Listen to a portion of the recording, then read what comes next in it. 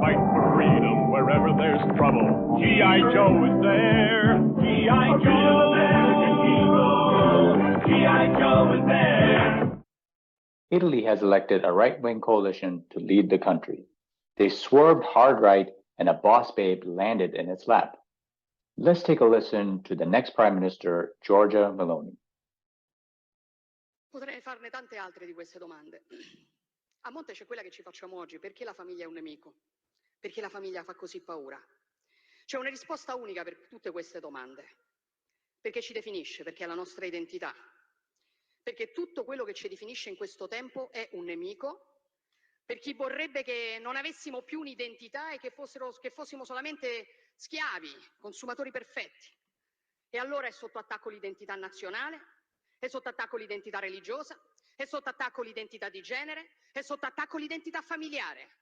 Non devo potermi definire italiana, cristiana, donna, madre, no. Io devo essere cittadino X, genere X, genitore 1, genitore 2, devo essere un numero. Perché quando sarò solamente un numero, quando non avrò più un'identità, quando non avrò più radici, allora sarò lo schiavo perfetto in balia della grande speculazione finanziaria, il consumatore perfetto. Wow. Usually the globalists wait until after lunch to soil their diapers, but they weren't ready for this spicy meatball. After the initial count showed Meloni's right-wing coalition leading at the polls, the Liberals were confident that another dump of ballots would reverse the results. Alas, just like their exercise bikes, the boxes of ballots are stuck in the supply chain somewhere.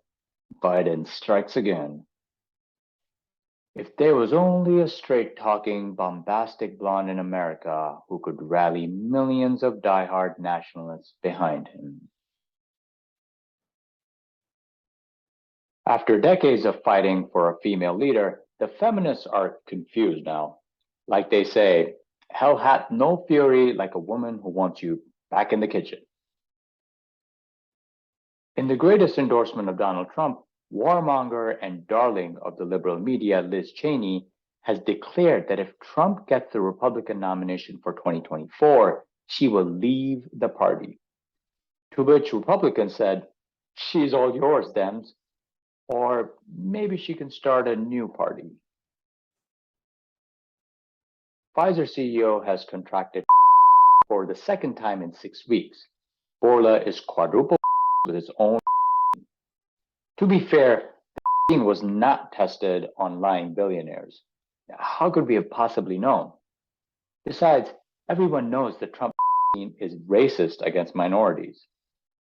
At this time, instead of cracking more jokes and getting my channel banned, I will just show you my YouTube strike and content removal letter.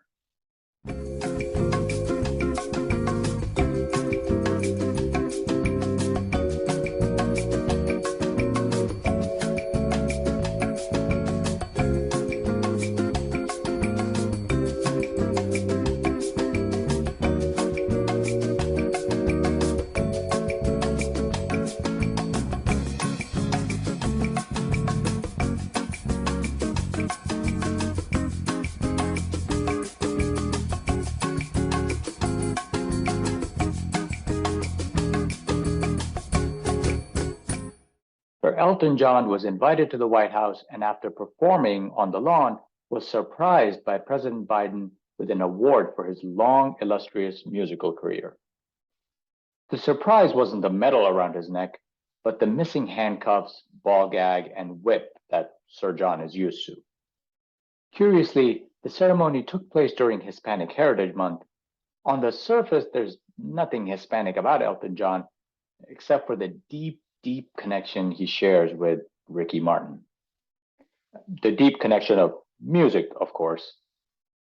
The First Lady Jill Biden got a little jealous and had to restrain old Joe after he tried to sneak in a rub and tug at the end of the ceremony.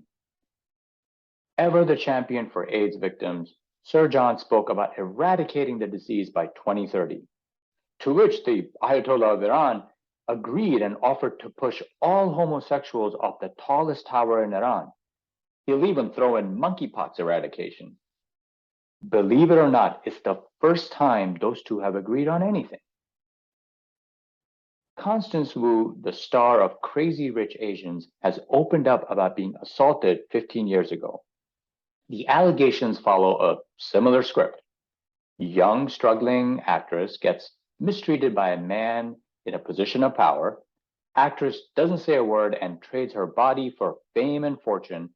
Once acquiring several zeros in her bank account, she comes out with her brave story. The next struggling actress hears this and follows the same script. And that, my friends, is the circle jerk of life. In Father John's defense, it's hard to know the difference between a 15-year-old boy and a 25-year-old Chinese girl, so give him some grace, okay? Hurricane Ian hit landfall in Florida, and Governor DeSantis took action right away.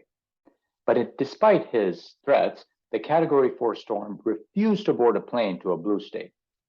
After last time, the Democrats do not want to deal with a dark, wet Caribbean that will leave a trail of disaster behind.